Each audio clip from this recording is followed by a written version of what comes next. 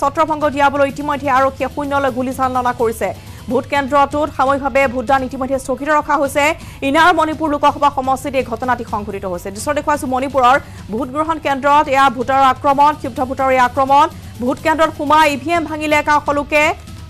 আৰু ক্যামজেই মাখালেকে এই ভোট কেন্দ্ৰটোত সংঘটিত হৈছে এই ঘটনাটি দৃশ্য দেখুৱাইছো য'ত CRPF মোতায়েন কৰা হৈছে ইতিমধ্যে আৰু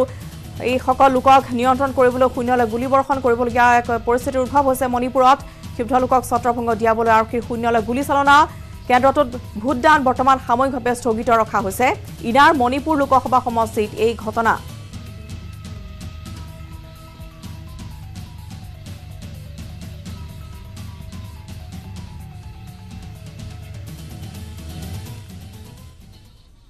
আৰু এই মুহূৰ্তত আমি কৰিমগঞ্জলৈ গৈছো পুনবিতেকৈ গৌৰীশ নন্দী আমাৰ সৈতে সংযুক্ত হৈছে গৌৰীশ নন্দী আপুনি জনাওক ইতিমধ্যে তাত কেনে ধৰণৰ ভোট কেন্দ্ৰত ভোটাৰ শাৰী কি দেখিবলৈ পোৱা গৈছে শেহতীয়া খবৰ জনাওক আপুনি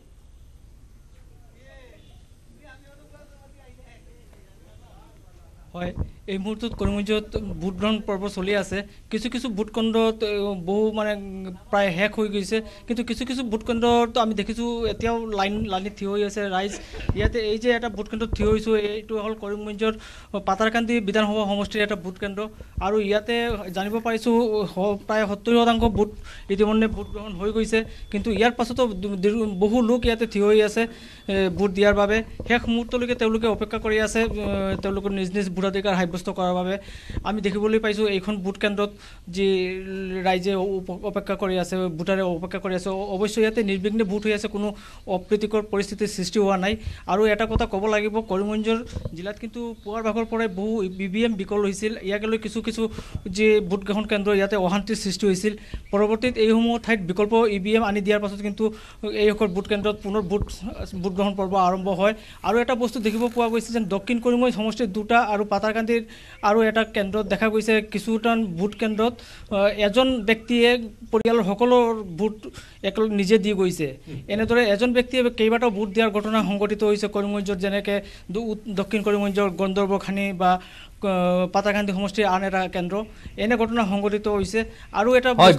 এনে ঘটনা সংঘটিত হোৱাৰ পাছত অভিযোগ দাখিল কৰা হৈছে নে নাই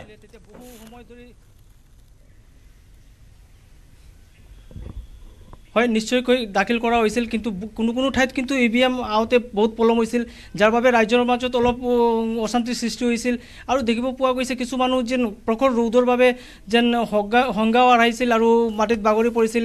এম্বুলেন্স বিভিন্ন ঘটনা সংঘটিত হৈছে ধন্যবাদ জনাইছো গৌৰীশ নন্দী কৰিমগঞ্জৰ পৰা পোনপটীয়া সম্প্ৰচাৰ আৰু এইখিনি মুহূৰ্তত তৃতীয় পৰ্যায়ৰ নিৰ্বাচনী প্ৰচাৰ তুংগত উঠা পৰিলক্ষিত হৈছে সমগ্ৰ ভাৰতবৰ্ষত আজিও প্ৰধানমন্ত্ৰী নৰেন্দ্ৰ মোদীয়ে বিভিন্ন প্ৰান্তত গৈ নিৰ্বাচনী